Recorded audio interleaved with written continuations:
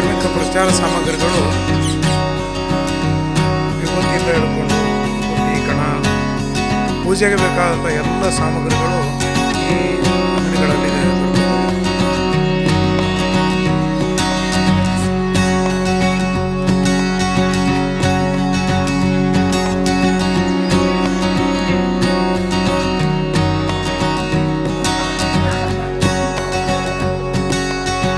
ಶ್ರೀ ಗುರು ನಿವಾಸ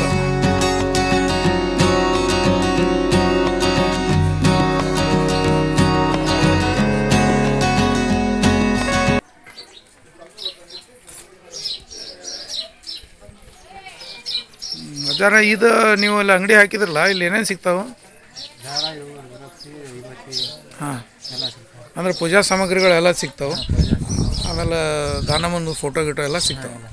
ಹಾಂ, ಮತ್ತು ನೀವು ಇಲ್ಲಿಂದ ಈಗ ಎಷ್ಟು ವರ್ಷದಿಂದ ಇಲ್ಲಿ ಮಾಡ್ಕೊಂತ ಬಂದಿರಿ? ಈಗ 30 ವರ್ಷ 34 ವರ್ಷ 30 ವರ್ಷದಿಂದ ಆಯ್ತು. ಅವಾಗಿಂದ ಇಲ್ಲೇ ಅಂಗಡಿ ಒಳಗೆ ಇದು ಮಾಡ್ಕೊಂಡು ಹೋಗಿದ್ವಿ. ಇದೇ ವೃತ್ತಿ ಮಾಡ್ಕೊಂಡ್ರಿ ನೀವು? ಹಾಂ ಹಾಂ. ಮೊದಲು ನಿಮ್ಮ ತಂದೆ ಕಾಲದ ಮಾಡ್ತಿದ್ರಿ ಇದು? ಅವರು ಅದು ಮಾಡ್ತಾರೆ. ಹಾಂ ಹಾಂ ಹಾಂ ಹಾಂ. ನಿಮಗೆಲ್ಲ ಇದರಿಂದ ಉಪಜೀವನಕ್ಕೆಲ್ಲ ಒಳ್ಳೆ ಇದು ಸಿಗ್ತಾ ಐತೆ. ಹಾಂ.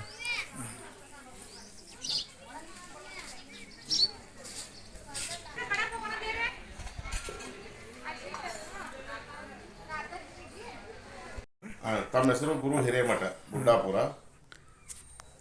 ಈಗ ಏನು ಸುಕ್ಷೇತ್ರ ಗುಡ್ಡಾಪುರದೊಳಗೆ ತಾವು ವಾಸ ಮಾಡಾಕತ್ರಿ? ಎಷ್ಟು ವರ್ಷದಿಂದ ವಾಸ ಮಾಡತ್ರಿ? ನಮ್ದು ಇದು ಪೈಲ ಇಟ್ಕೊಂಡ್ರೆ ಯಾಕಂದ್ರೆ ದಾನಮ್ಮನ ಗುರು ಸ್ಥಾನದ ಮಠನೇ ನಮ್ದು ಇದೆ. ಹಾಂ ಹಾಂ. ಈಗ ದಾನಮ್ಮನ ಗುರುಗಳ ಹೇಳ್ತಿ ಶಾಂತಿವೀರ ಶಿವಾಚಾರ್ಯ ಅವರು ದೀಕ್ಷಾ ಕೊಟ್ರ, ಆದ್ರೂ ವಂಶದವರೇ ನಾವು ಇದೀವಲ್ಲ.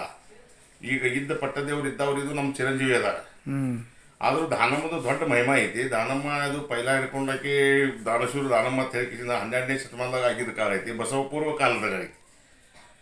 ಮೇಲಾಗಿ ಇಲ್ಲಿ ದಾನಮ್ಮದು ಏನೈತಿ, 3 ಹೊತ್ತು ಪೂಜೆ ಆಗ್ತೈತಿ. 3 ಹೊತ್ತು ಪೂಜೆ ಹಾಕಿಂದ ದಿನಾಲೂ ಹೋಳಿಗೆ ಪ್ರಸಾದ ಇದೆಲ್ಲ ಈ ಸದ್ಯಗಾರಿ ಇವೆಲ್ಲ ವ್ಯವಸ್ಥೆ ಚೆನ್ನಾಗಿ ನಡೆದೈತಿ.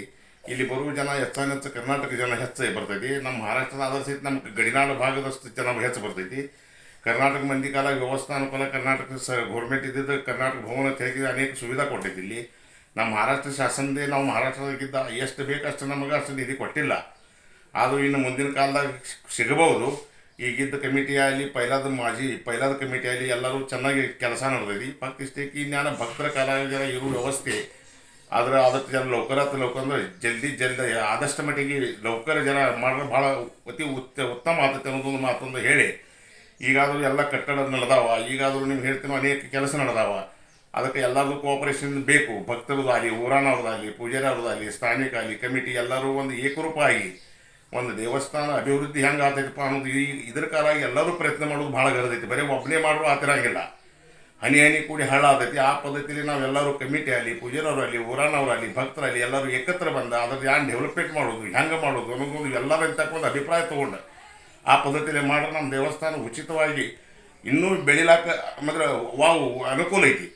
ಅದಕ್ಕೆ ಇಲ್ಲಿ ಕೊಡೋರು ಭಕ್ತರು ಭಾಳ ಅದಾರ. ಆದ್ರೆ ಅದನ್ನು ವಿನಿಯೋಗ ಹೆಂಗೆ ಮಾಡಬೇಕು ಅನ್ನೋದು ಅದು ವಿಚಾರ ಎಲ್ಲರೂ ಕೂಡಿ ಮಾಡಬೇಕಾಗೈತಿ.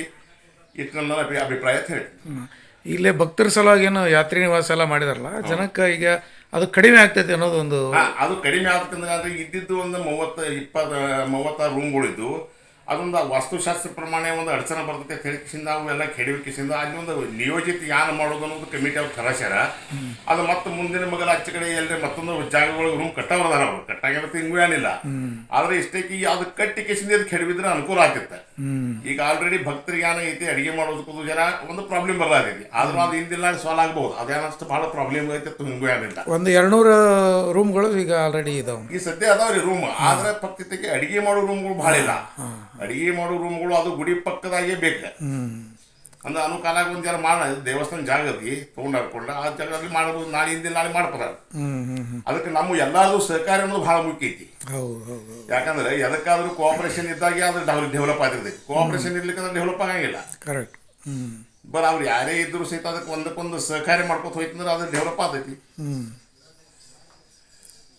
ಮತ್ತು ಈ ಕ್ಷೇತ್ರದ ಮಹಿಮೆ ಬಗ್ಗೆ ನೀವು ಹೇಳಿದ್ರಿ. 12ನೇ ಕಾಲದ ಶತಮಾನದೊಳಗಿಂದ ಏನು ದಾನಮದೇವಿ ಇಲ್ಲೇ ಬಂದ್ರಲ್ಲ, ಅವರು ಇಲ್ಲೇನ ಬಂದ್ರು ಅಂತೇಳಿ ಏನು ಯಾವುದು ಹೇಳಿದ್ರಿ. ಇದು ದಾನಮ್ಮನ ಇತಿಹಾಸ ಏನೈತ್ರಿ, ಇದು ದಂತಕಥೆ ಐತಿ. ಇದು ಮೂರು ಆ್ಯಕ್ಚುಲಿ ನಿಮ್ಗೆ ಹೇಳ್ತೀನಿ, ದಾನಮ್ಮದು ಪೂರ್ಣ ಇತಿಹಾಸ ಅನ್ನೋದು ಯಾರಿಗೂ ಕೂನಿಲ್ಲ ನನ್ನ ಮತೆ. ಯಾಕಂದ್ರೆ ದಾನಮ್ಮ ಯಾರು ಪಂಚಾಳ ಪೈಕಿ ಅಂತ ಹೇಳ್ತಾರೆ, ಯಾರು ಪಂಚಮ್ ಸಾರಿ ಅವ್ರ ಪೈಕಿ ಅಂತ ಹೇಳ್ತಾರೆ, ಯಾರು ಸ್ವಾಮಿಗಳ ಮನೆಯಕ್ಕೆ ಅಂತ ಹೇಳ್ತಾರೆ, ಯಾರು ಉಮ್ರಾಣಿ ಹುಟ್ಟ್ಯಾರ ಅಂತ ಹೇಳ್ತಾರೆ, ಯಾರು ಹೊಳಿ ಉಮ್ರಾಣಿ ಹುಟ್ಟ್ಯಾರ ಅಂತ ಹೇಳ್ತಾರೆ. ಅಕ್ಷಲ್ರಿ ಆದ್ರೆ ಇದರಿಂದ ಸಂಭ್ರಮ ಐತಿ. ಆದ್ರೆ ಈ ಪುಟ್ಟರಾಜ ಗವೈಗಳು ಬರೆದಿದ್ದ ಪುರಾಣ, ಹೊಟ್ಟಿಗೆ ಯೋಗಿರಾಜೇಂದ್ರ ಶಿವಾಚಾರ್ಯ ಬರೆದಿದ್ದ ಪುರಾಣ, ಇವು ಅನೇಕ ಪುರಾಣೊಳಗೆ ದ್ವಂದ್ವ ಅದಾವು. ಇದ್ರ ಬದಲ ನಾವೇನು ಹೇಳಿದ್ದೆವು, ಇದಕ್ಕಿಂತ ಪೈಲಾದ ಕಮಿಟಿಗೆ ನೀವು ಒಂದು ಸಾಹಿತ್ಯ ಸಮ್ಮೇಳನ ತಗೋರಿ, ಕನ್ನಡ ಸಾಹಿತ್ಯ ಸಮ್ಮೇಳನ ತೊಗೊಂಡು ಅದ್ರಾಗ ಯಾರು ಇದ್ದಿದ್ದು ರಿಯಲಿ ಯಾರು ಐತೆ ಅನ್ನೋದು ಅದು ನೀವು ಅದು ಪಡ್ತಾಳ್ಸರಿ. ಅಂದ್ರೆ ದಾನಮ್ಮ ಎಲ್ಲಿದ್ದು ಬಂದವರು ಹೆಂಗೆ ಬಂದವರು ಯಾರು ಐತೆ ಅನ್ನೋದು. ಈಗ ಸುಮ್ಮ ನಾವು ದಾನಮ್ಮನ ಗುರುಗಳು ನಾವು ಹೇಳೋದು ನೀವು ಅಂದ್ರೆ ಇದಾಗಿರಬಾರ್ದು. ರಿಯಲಿ ಯಾರು ಐತೆ ಅನ್ನೋದು ಅದು ಕಂಡೀಷನ್ ಎಲ್ಲರಿಗೂ ಮಂದಿಗೆ ತಿಳಿಬೇಕು. ಅಂದ್ರೆ ತಪ್ಪ ಮೆಸೇಜ್ ಹೊರಗೆ ಹೋಗ್ಬಾರ್ದು. ಈಗ ಇಲ್ಲಿ ತನಕ ಆ ಪದ್ಧತಿಲಿ ಆಗೈತೆ ಅಂತ ಹೇಳಿ ಅದೇ ಮುಂದೆ ಚಾಲನೆ ನಡ್ಕೊತ ಹೊಂಟೈತಿ. ಈಗ ಆದರೂ ನಾವು ಜನ ಅದ್ರ ಬದಲು ಒಂದು ಎಲ್ಲರೂ ಒಂದು ವಿಚಾರ ಮಂಥನ ಆಗ್ಬೇಕಂತ ಅನ್ನೋದು ನಮ್ಮ ಅಪೇಕ್ಷೆ. ಅಲ್ಲ, ಈಗ 12ನೇ ಶತಮಾನದೊಳಗೆ ಶಿವಶರಣೆ ಅಂತೇಳಿ ಇವರು ಲಿಂಗಧಾರಣೆ ಮಾಡ್ತಾ ಇದ್ರು. ಇದ್ರೊಳಗೆ ಗುಡ್ಡಾಪುರದೊಳಗೆ ಲಿಂಗಧಾರಣೆ ಮಾಡ್ತಾ ಇದ್ರು ಅಂತೇಳಿ ಅವರು ಅಲ್ಲಿಂದ ಇಲ್ಲಿವರೆಗೂ ಬಂದರು. ಇಲ್ಲಿ ಬಂದು ಲಾಸ್ಟ್ಗೆ ಇಲ್ಲೇ ತಮ್ಮ ಒಂದು ಜೀವಿತಾವಧಿಯನ್ನು ಕಳೆದ್ರು ಅನ್ನೋದ್ರ ಬಗ್ಗೆ ಮಾಹಿತಿ ಇದೆಯಲ್ಲ, ಅದ್ರ ಬಗ್ಗೆ. ನಾವು ನೋಡ್ರಿ, ನಮಗೆ ಈಗ ಆಗ್ಯಾವ 57 ವರ್ಷ. ಇದಕ್ಕಿಂತ ಮುಂಚಿತ ಯಾನ್ಯಾನಾಗೈತೆ ಅನ್ನೋದು ಹೆಂಗ ಅನ್ನೋದು ಅಷ್ಟು ನಮಗೆ ಬಹಳ ಪೈಕಿ ಬರೀ ನಾವು ಎದ್ರ ಮ್ಯಾಗಿಂದ ಹೇಳೋರು. ಈಗ ಪುಸ್ತಕ ಮ್ಯಾಗಿಂದ ನಿಮ್ಮಂಥವ್ರು ನಮ್ಕಿಂತ ಹಿರಿಯರು ಹೇಳಿದ ಮ್ಯಾಗಿಂದ ಹೇಳೋರು ನಾವು. ಆದರೂ ರಿಯಲಿಯರಿ ಹಿಂಗೈತಿ. ನಮ್ಮ ಹಿರಿಯರು ಹೇಳೋ ಕಾಲದ್ದು ಎಲ್ಲ ನೋಡ್ಕೊಳ್ಬೇಕಾದ್ರೆ ಇದು ಇಲ್ಲಿದು ಇದು ದ್ವಂದ್ವೇ ಐತಿ. ಇದು ಪ್ರಶ್ನೆ ನಿಮಗೆ ಮುಖ್ಯ ಹೇಳೋದಂದ್ರೆ ಹಿಂಗೆಲ್ಲ ಅನೇಕ ಇದು ಅದಾವ ಇಲ್ಲಿ. ಧನ್ಯವಾದಗಳು, ತಾವು ಎಲ್ಲ ಮಾಹಿತಿ ಕೊಟ್ರಿ. ನಮಸ್ಕಾರ. ನಮಸ್ಕಾರ. ನಮಸ್ಕಾರ ರೀ. ಈಗ ನೀವು ಇಲ್ಲಿ ಗುಡ್ಡಾಪುರದೊಳಗೆ ಅದಿರಲ್ಲ, ತಮ್ಮ ಹೆಸರು ಹೇಳ್ರಿ. ತಾವು ಎಷ್ಟು ವರ್ಷದಿಂದ ಇದು ಕಾಯಕ ಮಾಡಾಕತ್ತೀರಿ? ಏನು ಹೆಸರು ಗಂಗಾಧರ ಅಂತೇಳಿ. ಅಡ್ರೆಸ್ ರೀ? ಅಡ್ರೆಸ್ ನಮಗೆ ಗುರವ್ ಅಂತಾರೆ, ನಮಗೆ ಹೂಗಾರ್ ಅಂತಾರೆ ಕನ್ನಡದ. ಕರೆಕ್ಟ್. ಆಮೇಲೆ ಇಲ್ಲಿ ನಮ್ದು ಅಜ್ಜನ ಕಾಲದಿಂದ ನಮ್ಗೆ ಹೂವಿನ ಅಂಗಡಿ, ಇಲ್ಲಿ ದಾನಮ್ಮ ಹೂವ ಪತ್ರಿ ಎಲ್ಲ ಗುಡಿ ಕೊಡೋದು. ಮತ್ತೆ ಜನ ಅಂದ್ರೆ ಸಾಕಷ್ಟು ಈಗ ಯಾವಾಗಲೂ ಬರ್ತಾರೆ. ಈಗ ಮೊದಲು ಸೀಸನ್ ಅಷ್ಟೇ ಬರ್ತೈತಿ. ಈಗೇನು ಶ್ರಾವಣ ಮತ್ತೆ ಚಟ್ಟಿ ಅಮಾವಾಸ್ಯೆ ಈಗ ಯಾವಾಗಲೂ 12 ತಿಂಗಳು ದಾನಮ್ಮಗೆ ಬರೋ ಜನ ಹೆಚ್ಚಾಗಿ. ಆಮೇಲೆ ದಾನಮ್ಮದ ಏನು ವಿಶೇಷ ಅಂದ್ರೆ ಮೇನ್ ದಾನಮ್ಮ ಯಾರು ಹೆಂಗೆ ನಡ್ಕೊಂಡಿರ್ತಾರೋ ಅವ್ರಿಗೆ ದಾನಮ್ಮ ತಾಯಿ ಅವ್ರಿಗೆ ನಮಗೆ ಗೊತ್ತಾಗಲ್ಲ, ಅವ್ರಿಗೆ ಕೊಟ್ಟಿದ್ದಾರೆ. ನಾವು ಇಲ್ಲೇ ಇರ್ತಾರೆ ನಮ್ಮ ಅಷ್ಟು ಅನ್ಸಂಗಿಲ್ಲ. ಆದ್ರೆ ಭಕ್ತರಿಗೆ ಏನೇನು ಬೆಳ್ಕೊಂಡ್ರೆ ಸಾಕಷ್ಟು ಕೊಟ್ಟಾರ ಅವ್ರಿಗೆ ದಾನಮ್ಮ ತಾಯಿ. ಅದಕ್ಕೆ ಅವ್ರು ಇಷ್ಟು ಬಂದು ಕೆಲಸ ಮಾಡ್ತಾರೆ. ಯಾರಿಗೆ ಮಕ್ಕಳು ಇಲ್ಲ ಅವ್ರಿಗೆ ಮಕ್ಕಳ. ಮತ್ತು ಅನ್ನದಾನೇಶ್ವರಿ, ಅನ್ನದಾನ ಮಾಡೋ, ಅನ್ನ ಪ್ರಸಾದ ಮಾಡೋದು ಭಾಳ ಮಹತ್ವ ಮೇನ್. ಯಾರಿಗೆ ಲಗ್ನ ಆಗಿರಲ್ಲ ಅವ್ರಿಗೆ ತಂಗನೆ ಕಟ್ಸ್ಕೊಂಡು ಹೋದ್ರೆ ಲಗ್ನ ಆಗ್ಯಾವಷ್ಟು. ಹಿಂಗೆ ಸರಣಿಯರು ದಾನಮ್ಮ ಅಂದ್ರೆ ದಾನ ದಾಸೋಹಿ. ದಾನಮ್ಮ ಅಂದ್ರೆ ಎಲ್ಲಾಕಿ ಯಾರ್ಯಾರು ಏನೇನು ಕಂಬತ್ತು ಕೊಟ್ಕೋಂತ ಇಂಥದ್ದು ಕೊಡ್ದೆ ಅಂತ ಹಿಂಗಿಲ್ಲ. ಆ ಥರದ್ದೇ ಇದರಿಂದ ದಾನಮ್ಮ ಅಂತೇಳಿ ಅವ್ರವ್ರ ಮನುಷ್ಯನಾಗ ಗುಡ್ಡಾಪುರ ದಾನಮ್ಮ ಅಂದ್ರೆ ಬೇಡಿದೆಲ್ಲ ಕೊಡ್ತಾಳಪ್ಪ ನಮಗೆ ಅನ್ನೋದೊಂದು ಮನುಷ್ಯರಲ್ಲಿ ಭಕ್ತರಲ್ಲಿ ವರದಾನಮ್ಮ, ವರದಾನೇಶ್ವರಿ, ವರದಾನಮ್ಮ, ವರದಾನೇಶ್ವರಿ ದಾನಮ್ಮ ಹಾಡೈತಲ್ಲ, ವರದಾನಿ ದಾನಮ್ಮ ಅಂತ ಹೇಳಿ. ಅದಕ್ಕೆ ದಾನ ದಾಸೋಹ ದಾನಮ್ಮ, ಅನ್ನಪೂರ್ಣೇಶ್ವರಿ.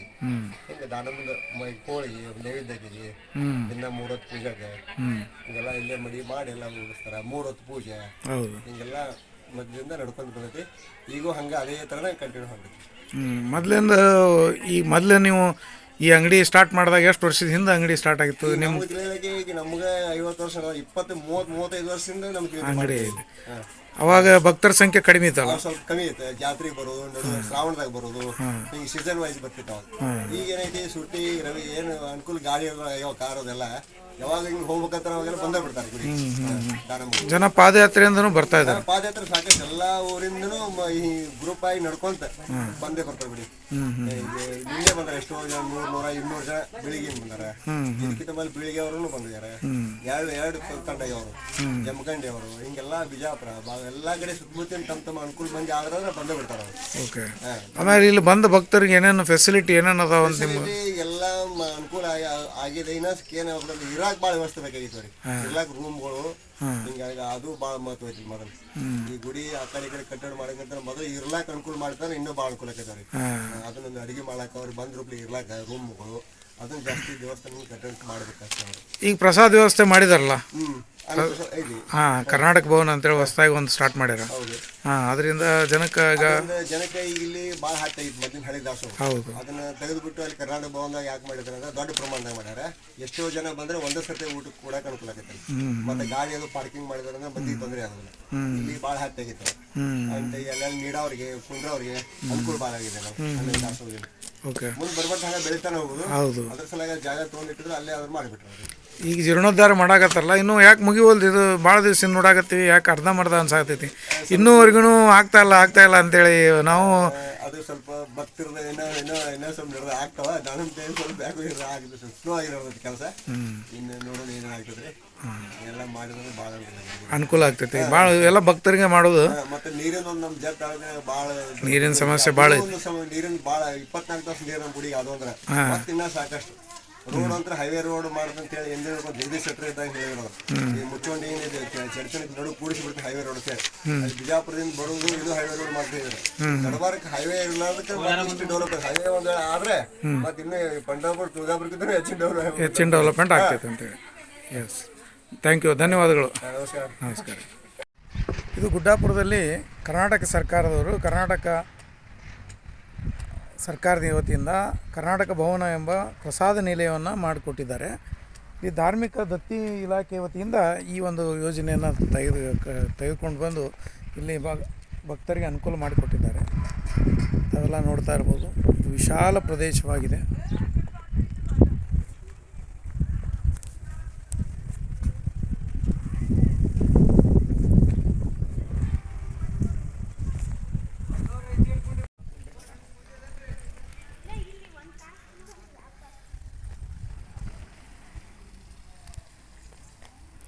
ದಾನಮ್ಮ ದೇವಿ ಅನ್ನಪ್ರಸಾದದ ವೇಳೆ ಮಧ್ಯಾಹ್ನ 12ರಿಂದ ಮಧ್ಯಾಹ್ನ 3 ಗಂಟೆವರೆಗೆ, ಸಾಯಂಕಾಲ 7:30ರಿಂದ ರಾತ್ರಿ 10 ಗಂಟೆವರೆಗೆ ಇರುತ್ತದೆ.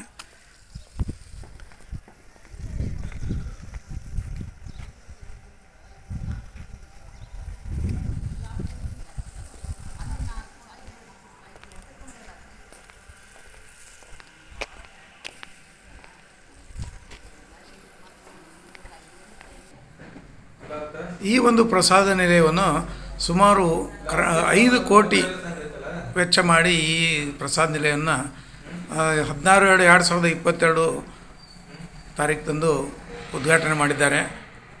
ಇದು ಬಹಳ ಭಕ್ತರಿಗೆ ಬಹಳ ಅನುಕೂಲ ಆಗಿದೆ. ಹಾಗೂ ಇಲ್ಲಿ ದಾಸೋಹ ಪ್ರಸಾದ ಕಾಣಿಕೆಯನ್ನು ಸ್ವೀಕಾರ ಮಾಡ್ತಾರೆ. ಇಲ್ಲೆಲ್ಲ ನೀವು ನೋಡ್ತಾ ಇರ್ಬೋದು. ಇದರಲ್ಲಿ ಎಲ್ಲ ಒಂದು ಪ್ರಸಾದಕ್ಕಾಗಿ ಭಕ್ತರು ನೀಡಿರುವಂಥ ಸಾಮಗ್ರಿಗಳು, ಕೆಲವೊಂದು ಸಾಮಗ್ರಿಗಳು ಇವರು ಪರ್ಚೇಸ್ ಮಾಡಿದ್ದಾರೆ. ಈ ಒಂದು ದೇವಸ್ಥಾನದ ಪ್ರಸಾದ ನಿಲಯವನ್ನು ಆಗಸ್ಟ್ 1, 2024 ಉದ್ಘಾಟನೆ ಮಾಡಲಾಯಿತು. ಇದು ಅಂದಾಜು ವೆಚ್ಚ 5 ಕೋಟಿ ಆಗಿತ್ತು. ಈಗ 10.96 ಕೋಟಿ ರೂಪಾಯಿ ಒಟ್ಟಿನಲ್ಲಿ ವೆಚ್ಚ ಆಗಿದ್ದು, ಇದನ್ನು ಸಿದ್ದರಾಮಯ್ಯ ಅವರ ಉಪಸ್ಥಿತಿಯಲ್ಲಿ DK ಶಿವಕುಮಾರ್ ಅವರು ಹಾಗೂ ಸಿದ್ದರಾಮಯ್ಯರ ಉಪಸ್ಥಿತಿಯಲ್ಲಿ ಸತೀಶ್ ಜಾರಕಿಹೊಳಿ ಅಧ್ಯಕ್ಷತೆ ವಹಿಸಿ ಈ ಒಂದು ಕಾರ್ಯಕ್ರಮವನ್ನು ಮಾಡಲಾಗಿದೆ.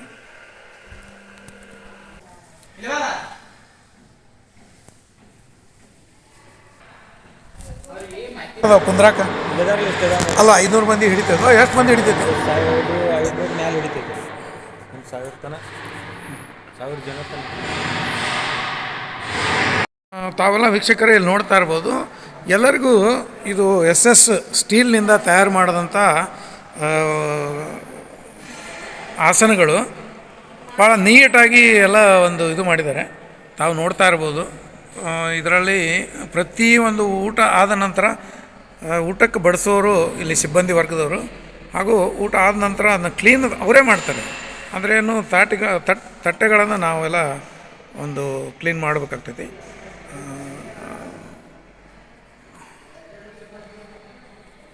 ಇಲ್ಲೇ ಪ್ರತಿ ದಿವಸ ಯಾರು ದಾಸೋಹ ಕೊಡ್ತಾರೋ ಅವ್ರದ್ದು ಹೆಸರು ಇರ್ತೈತಿ ಇಲ್ಲಿ. ಮತ್ತು ಏನೇನು ಕಾರ್ಯಕ್ರಮ ಇರ್ತಾವೆ, ಕಾರ್ಯಕ್ರಮದಾಗ ಮಾಹಿತಿ ಸಹಿತ ಇಲ್ಲಿ ನೀಡಲಾಗುತ್ತೆ. ನಿನ್ನೆ ದಿವಸ ದಾಸೋಹವನ್ನು ಶಂತನು ಪ್ರಸಾದಿ ಹುಬ್ಳಿಯವರು, ಹರ್ಷಲ್ ಪ್ರಸಾದಿ ಹುಬ್ಳಿಯವರು, ವಿನಯ್ ಕುಮಾರ್ ಬಯಲಗಿ ಮಠ ಧಾರವಾಡದವರು 2500 ರೂಪಾಯಿ ಕೊಟ್ಟರ ಹೆಸರನ್ನು ಇಲ್ಲಿ ನಮೂದು ಮಾಡ್ತಾರೆ. ಅವ್ರ ಹೆಸರಿಂದ ಪ್ರಸಾದವನ್ನು ನೀಡಲಾಗ್ತದೆ. ಈಗ ನಾವು ಇಲ್ಲಿ ಆಹಾರವನ್ನು ಪ್ರಿಪೇರ್ ಮಾಡುವಂಥ ಸುಮಾರು 500 ಜನರಿಗೆ, 500ರಿಂದ 1000 ಜನರಿಗೆ ಆಹಾರವನ್ನು ಪ್ರಿಪೇರ್ ಮಾಡಲಾಗ್ತಾಯಿದೆ. ತಾವೆಲ್ಲ ಗಮನಿಸಬೇಕು.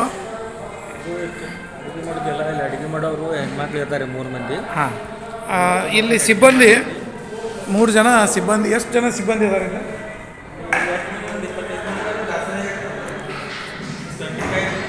35 ಜನ ಸಿಬ್ಬಂದಿ ಇದ್ದಾರೆ.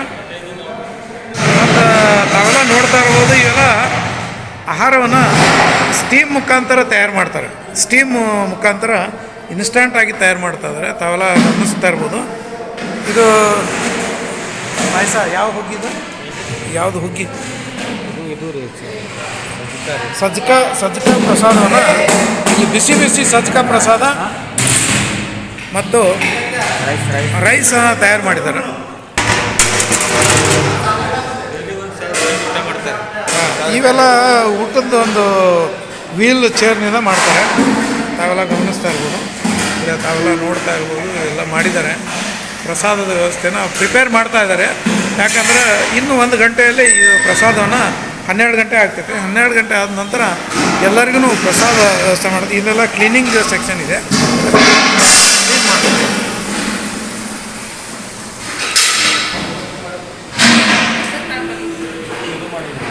ಇಲ್ಲೆಲ್ಲ ಇವೆಲ್ಲ ಸ್ಟಾಕ್ ಮಾಡಿದ್ದಾರೆ. ಎಲ್ಲ ಮಸಾಲ ಪದಾರ್ಥಗಳು ಮತ್ತು ಕಾಯಿಪಲ್ಯ ಇವೆಲ್ಲ ಮಾಡ್ತಾ ಇರ್ತಾರೆ.